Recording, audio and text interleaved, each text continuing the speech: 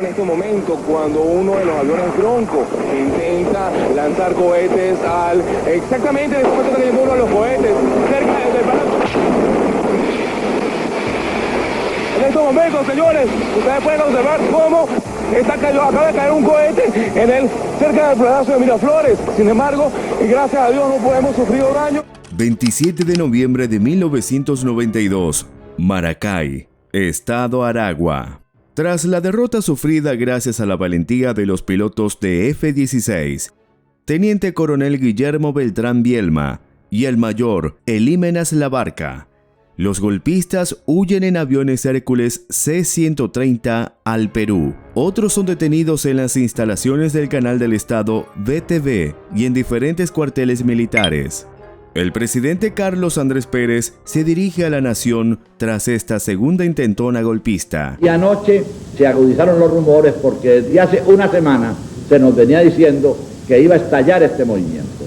Y veníamos siguiéndole la pista constantemente, pero no expresado en posiciones militares, sino en posiciones civiles de los extremistas, de los que nos hicieron la guerra en 1960, de los que todavía están pensando que existe la Unión Soviética y que es posible todavía en Venezuela movimientos subversivos. ¿Y qué va a pasar con las elecciones del 6 de diciembre, presidente? Aquí no se alterará absolutamente nada.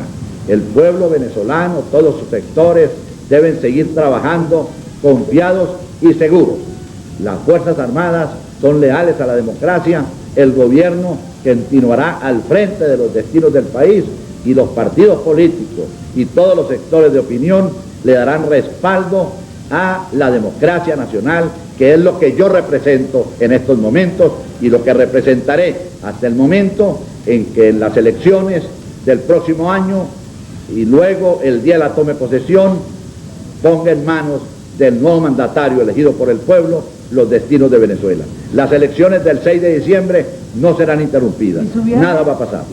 Y así fue. Las elecciones regionales pautadas para esa fecha siguieron su rumbo, mientras en días posteriores un total de 500 oficiales y suboficiales fueron arrestados tras los acontecimientos, junto con 800 soldados sin rango y 40 civiles.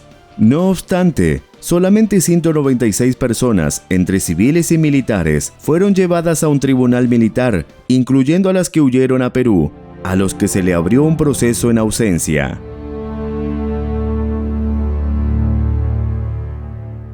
Para el 6 de diciembre se realizan las elecciones regionales. Era la segunda vez que se elegían gobernadores en Venezuela, siendo el partido Copey el vencedor de la mayoría de gobernaciones, seguido por el partido de gobierno Acción Democrática y tercero el MAS. Estas elecciones sirvió para que en medios de comunicación se presentara como el fin de Carlos Andrés Pérez, aunque en cantidad de votos AD y Copey estaban empatados en un 32%. A medida que el tiempo pasaba, políticos como Rafael Caldera aprovechaba cualquier ventana para hablar mal del gobierno y justificar la actuación de los golpistas. De estos, 97 fueron condenados y el resto fueron absueltos. Pero en marzo de 1993, la Corte Suprema de Justicia anuló los juicios y dentro del periodo de un año, todos los implicados ya habían sido liberados por los gobiernos de Ramón José Velázquez y Rafael Caldera, marcando un hilo de impunidad ante los hechos y en contra de las víctimas de aquel día.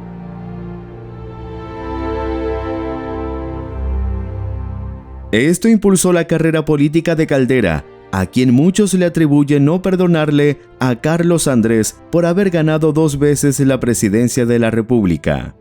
Por otra parte, el periodista y fracasado ex candidato presidencial José Vicente Rangel reveló que presuntamente el presidente Carlos Andrés Pérez había utilizado 250 millones de bolívares pertenecientes al presupuesto del Ministerio de Relaciones Interiores para financiar las elecciones en Nicaragua y apoyar al gobierno de la recién electa presidenta Violeta Chamorro.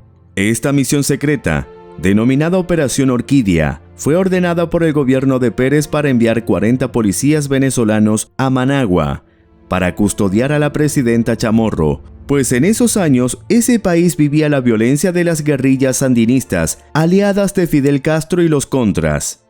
Esto sirvió para que el fiscal general Ramón Escobar Salom, uno de los denominados notables, un grupo de intelectuales críticos del gobierno de Carlos Andrés Pérez y para muchos los autores intelectuales de los golpes de Estado de 92, introdujera ante la Corte Suprema de Justicia una acusación en contra de Pérez por malversación de fondos.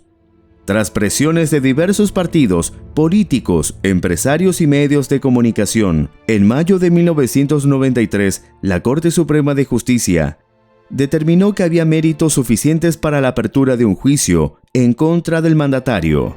Así, el Congreso de Venezuela, que era controlado por el partido gobernante Acción Democrática, decidió destituir a Carlos Andrés Pérez del cargo de presidente para que enfrentara el proceso judicial. Además, lo expulsan del partido. Venezolanas, venezolanos, me dirijo a mis compatriotas en uno de los momentos más críticos de la historia de mi país y de los más difíciles en mi carrera de hombre público.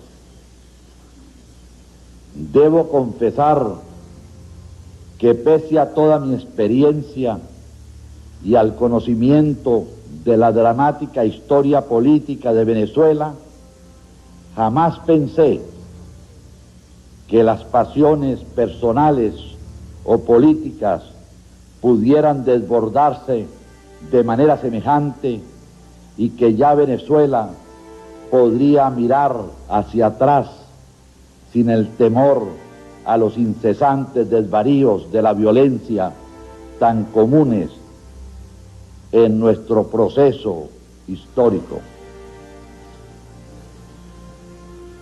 No ha cambiado mucho nuestra idiosincrasia, nuestra manera cruel de combatir sin cuartel.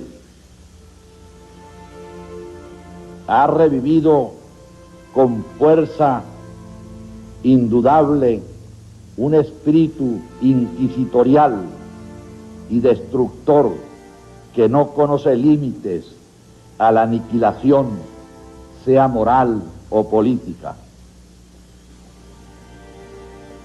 Reconozco con inmenso dolor esta realidad, y no solo porque yo sea el objetivo de los mayores enconos a quien se le reclama, a quien se le declara la guerra y se le quiere conducir al patíbulo, sino porque esta es un síntoma y un signo de extrema gravedad de algo que no desaparecerá en la escena política porque simplemente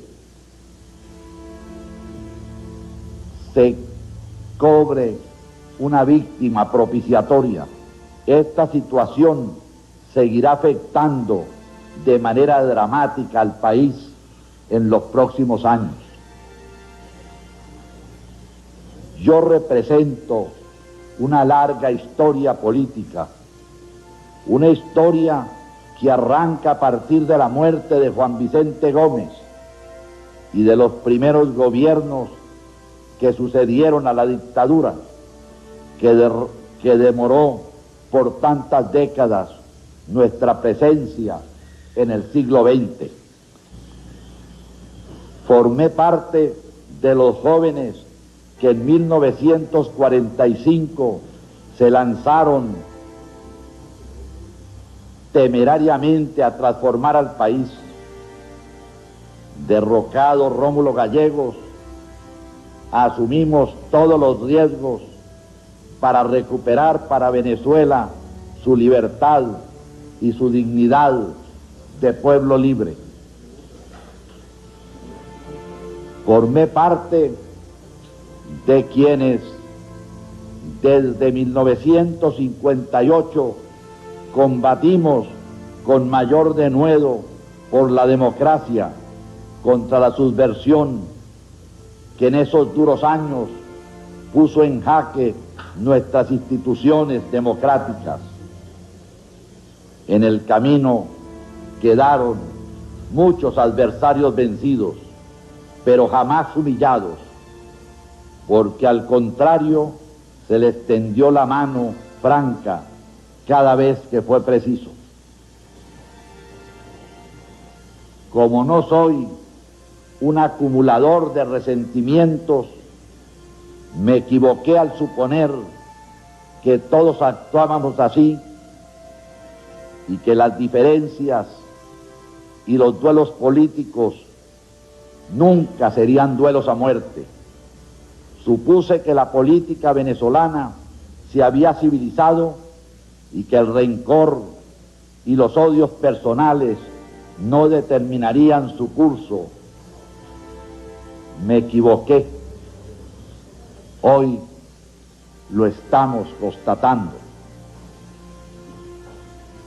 Pido a mis compatriotas, como presidente de la República, antes y ahora, he actuado con mesura y con abierto ánimo de conciliación. No he perseguido a nadie he hostilizado.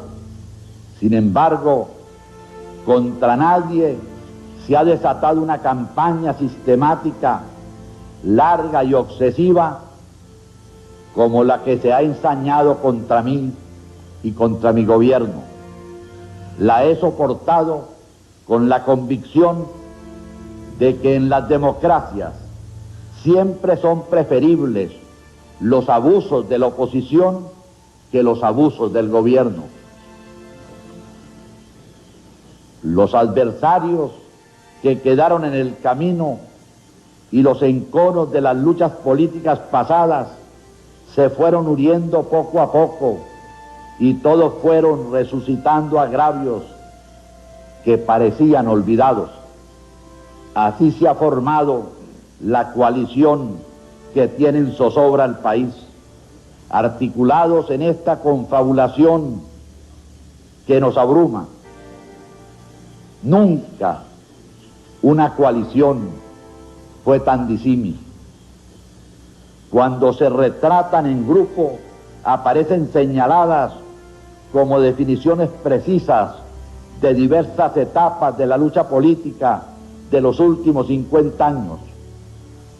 Rostros de derrotados o frustrados que regresan como fantasmas o como espectros, predicando promesas mágicas de resurrección.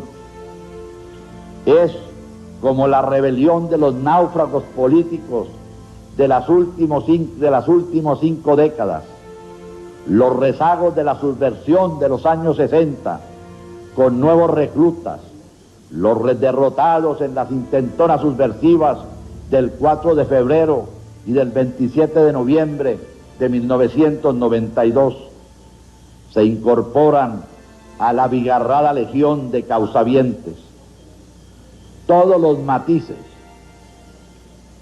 todas las ambiciones y todas las frustraciones juntas, de repente, me resisto a imaginarme a la Venezuela de febrero de 1994, cuando los profetas de tan engañosas promesas tengan que enfrentar la realidad del país en medio de una pugna imaginable, esta sí, por sus cuotas de poder que reclamarán. Me siento orgulloso de lo que, acompañado por mis colaboradores a lo largo del gobierno, hemos logrado hacer para darle rumbo moderno y definitivo al Estado venezolano. Me siento orgulloso del comportamiento digno y altivo de las Fuerzas Armadas Nacionales. Al propio tiempo, siento la angustia y la pena por la crisis que inevitablemente ha acompañado al proceso de reformas que emprendimos, porque este gobierno que presido ha dado contribución decisiva para escribir nuestra historia contemporánea, historia sencilla, que arranca esta vez desde 1989, cuando debimos acometer esta serie de reformas profundas, tanto políticas como económicas. Puse todo mi empeño en las reformas políticas y así comenzamos por convertir la presidencia de la República de un poder absoluto en un poder moderado. 4 partidos políticos comparten o han compartido el poder a lo largo de este periodo presidencial. 2 elecciones de gobernadores y de alcaldes han tenido lugar en 4 años. Reclamo un protagonismo especial en este proceso de reformas que se orientó hacia el logro de la democratización del poder y de una participación nacional inequívoca. A la par de las reformas políticas se emprendieron las reformas económicas. Ya no era posible el estatismo porque el Estado macrocefálico había llegado a su fin. La armonía social, financiada de manera ilimitada por el petróleo, también llegó a su fin. Fue una decisión que requirió voluntad y coraje. No fue fácil, porque implicaba un cambio de rumbo en una historia de país petrolero de 50 años de deformaciones. Asumí la impopularidad de esta tarea.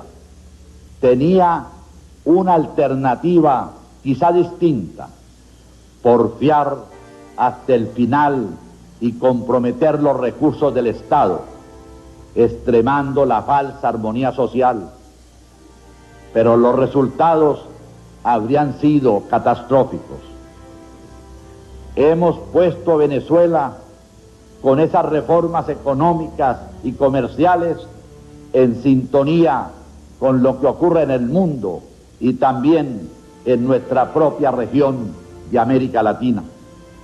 Nuestra economía, para sorpresa de analistas, creció de manera notable en medio incluso de tiempos adversos como los que fueron de 1992, cuando se atentó de manera pertinaz contra las instituciones democráticas y contra la estabilidad del régimen, y desde luego contra el presidente de la República en primer término. El Pacto Andino se hizo posible gracias a estas decisiones que dieron rumbo moderno a nuestra economía. El país tendrá que conocer a plenitud, despojada la realidad de toda esta repudiable campaña de mentiras, calumnias y deformación de la verdad, el claro perfil del proceso que hemos vivido en estos años. Fue en 1992 que brotó la soterrada conspiración civil que aprovechó astutamente la conmoción producida por la felonía de los militares golpistas. La misma conspiración de hoy que recurre a otros métodos porque se agotaron todos los demás, desde la metralla y el bombardeo implacable hasta la muerte moral. Si no abrigara tanta convicción en la transparencia de mi conducta que jamás manchará mi historia, y en la seguridad del veredicto final de la justicia, no tengo inconveniente en confesar que hubiera preferido otra muerte. Ninguna conspiración, ninguna confabulación, por variada y poderosa que sea, ninguna conjura me arrancarán del alma del pueblo venezolano. Para él he vivido, para él he luchado de manera denodada.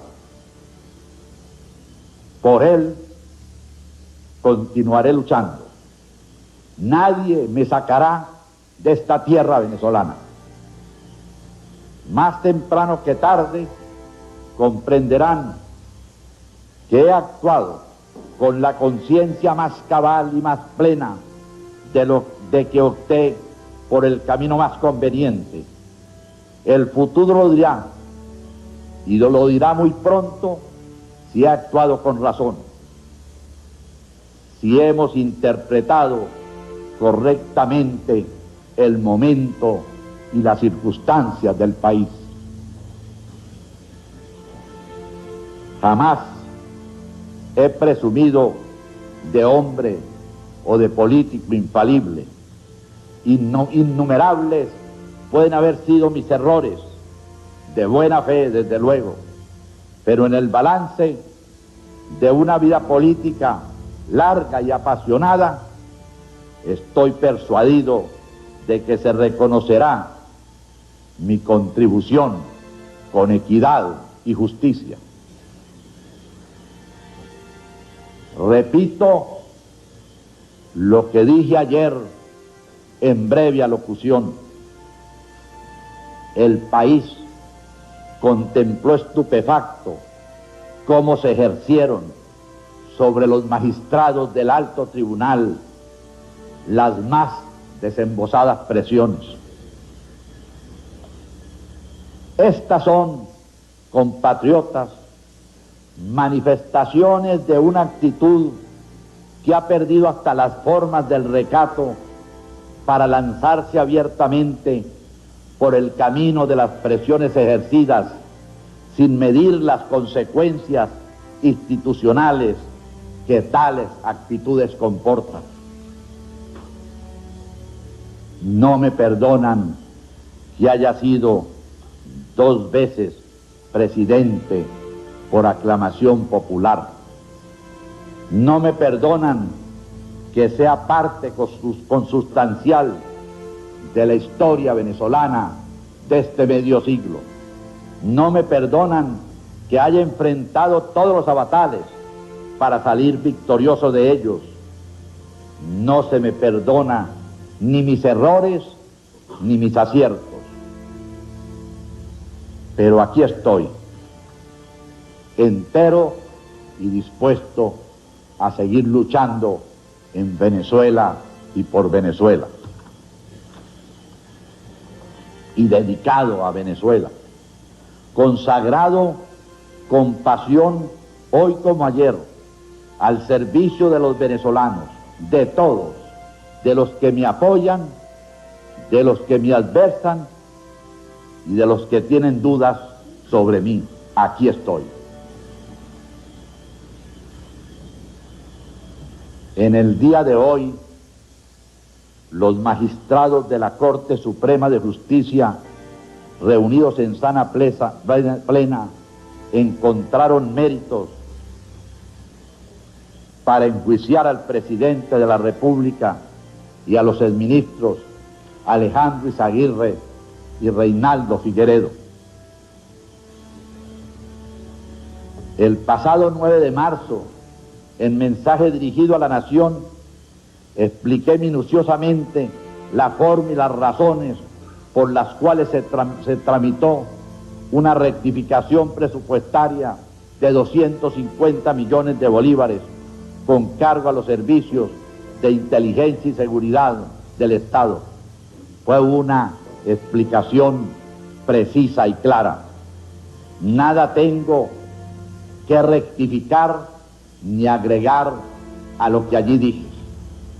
Y una vez más quiero dejar constancia de que no hubo delito alguno y jamás podrá presentarse tampoco prueba que ponga en tela de juicio la conducta del ministro de Relaciones Interiores, que tuvo a su cargo el manejo de esa partida, como del ministro de la Secretaría, que no tuvo ninguna injerencia en su manejo.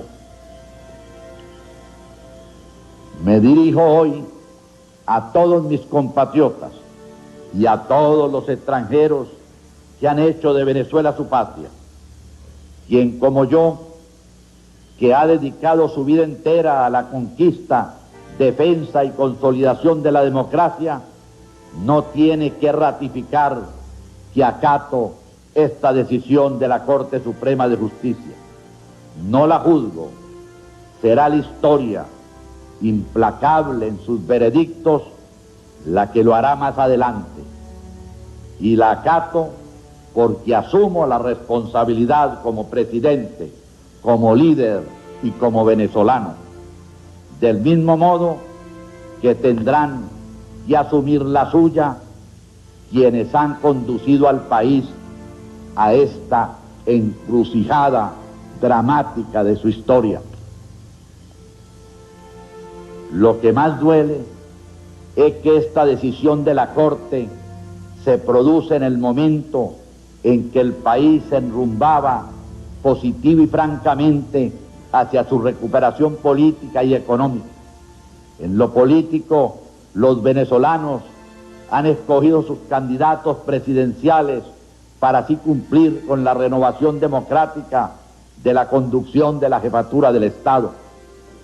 Un aire de satisfacción se respiraba hasta ese momento de plena normalización de la vida institucional. En lo económico comenzaba a confirmarse con nitidez los avances sustanciales en el proceso de recuperación productiva después de los inmensos sacrificios que hemos hecho todos para modernizar la economía nacional. Estábamos viviendo un periodo de franca tranquilidad que expresaba el apaciguamiento de las tensiones experimentadas por el país el año pasado. La decisión de la Corte Suprema de Justicia cambia radicalmente este cuadro. Ratifico a todos mis compatriotas que no he incurrido ni en este ni en ningún otro caso en manejos ilícitos, impropios o irregulares. No me he enriquecido jamás.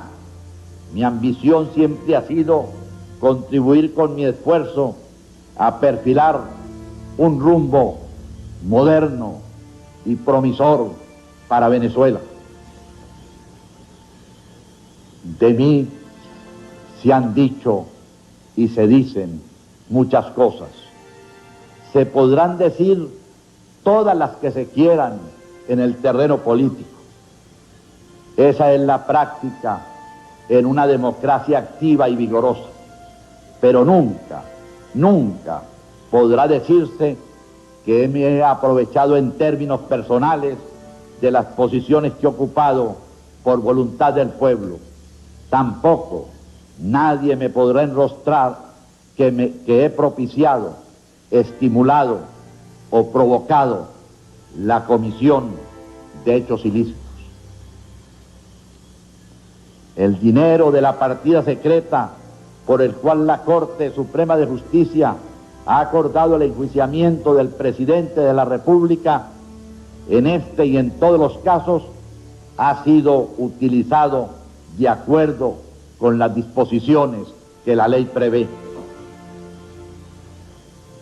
Ahora nos enfrentaremos al juicio. No solicitaré de los señores senadores que anulen la decisión de la Corte Suprema de Justicia, sino que les pido reflexionar sobre la insólita e innoble crisis que ahora se le abre al país con la decisión de una Corte que dejó de respetar, que debemos respetar y acatar, pero que crea el insólito precedente para el futuro de actuar como un organismo político que desatiende sus nobles y altos cometidos de darle majestad a la justicia. Iniciaré una nueva etapa de mi vida política que nunca ha dado tregua a mis afanes. Anunciaré que más allá de asumir mis enteras responsabilidades en el juicio que se me inicia, me lanzaré al rescate del sentimiento popular. No me defenderé porque no tengo nada de qué defenderme. No agrediré porque no he envilecido nunca el debate político, ni con el insulto, ni con la calumnia. Tal como lo establece la Constitución Nacional, procederé a entregarle el cargo al presidente del Congreso con el fin de que el Parlamento proceda a designar a la brevedad posible a quien ha de encargarse de la presidenta mientras se decide el juicio contra el presidente de la República. Convoco a las fuerzas políticas, económicas, institucionales y sociales, a los medios de comunicación y a todos los venezolanos a unirse alrededor del encargado de la presidencia de la República que designe el Congreso para superar este momento aciago que vamos a vivir. Venezolanas, venezolanos, mi pasión, mi interés, el incansable quehacer que me ha caracterizado y el coraje con que he demostrado en todos los momentos más difíciles, siempre han estado al servicio de Venezuela a lo largo de toda mi vida. Desde que era apenas un adolescente, he consagrado mi existencia a los grandes intereses de nuestro pueblo. A ustedes, venezolanos, he consagrado mi destino. Quiera Dios que quienes han creado este conflicto absurdo no tengan motivos para arrepentirse. Desde mi posición de presidente, separado de mis funciones, retornaré a las luchas cotidianas, recorreré de nuevo a Venezuela, aunaré mis esfuerzos a los de mis compañeros de Acción Democrática para que la democracia se reponga de tan dolorosos quebrantos. Todos los venezolanos pueden contar conmigo. No rehuiré responsabilidades. Mis errores y omisiones los reconoceré. Pido perdón a mis compatriotas por todos los errores que se me imputan, pero no me arredraré ante las dificultades. El 2 de febrero de 1994 entregaré la banda presidencial a mi sucesor. Lucharé hasta la entrega de mi vida porque la democracia no naufrague en este nuevo trance de azarosas dificultades que vamos a vivir. Buenas noches. Caía así el presidente que resistió 2 intentonas militares, pero que no pudo contra las ya corrompidas instituciones del Estado, que daban un duro golpe al Estado de Derecho. Pérez justificó los gastos investigados como legítimos, pues según él, tenían como motivación principal asegurar la estabilidad de Centroamérica después de años de conflictos en los que él había participado como mediador. Para culminar el periodo presidencial, es nombrado Ramón J. Velázquez como presidente encargado hasta celebrarse las elecciones generales del 5 de diciembre de 1993. El juicio a Kapp tuvo diversas irregularidades. Los apoderados jurídicos señalaban que este juicio tenía un carácter político irrefutable. En un artículo del Diario de Caracas de 1993, se señaló que la investigación estuvo viciada en sus orígenes. Sus motivaciones fueron políticas, las primeras decisiones se dictaron bajo presión y se desconocieron garantías fundamentales en el Estado de Derecho. En el juicio no se respetaron los derechos consagrados en los artículos 361, 367 y 369 del Código de Enjuiciamiento Criminal, y la Corte rechazó la petición de defensa, a pesar de lo señalado. Esto provocó un duro golpe a la democracia, que comenzaba a agonizar en finales de 1993. En mayo de 1994, Pérez fue arrestado, siendo recluido al principio en el internado judicial del Junquito, a unos 20 kilómetros de Caracas.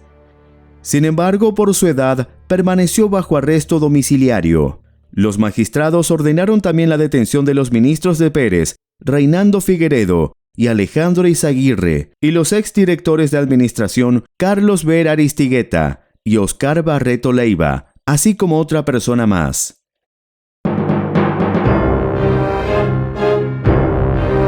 Tras 4 años de juicio, en 1996, la Corte Suprema determinó la culpabilidad de Pérez por malversación genérica agravada y lo sentenció a 2 años y 4 meses de prisión.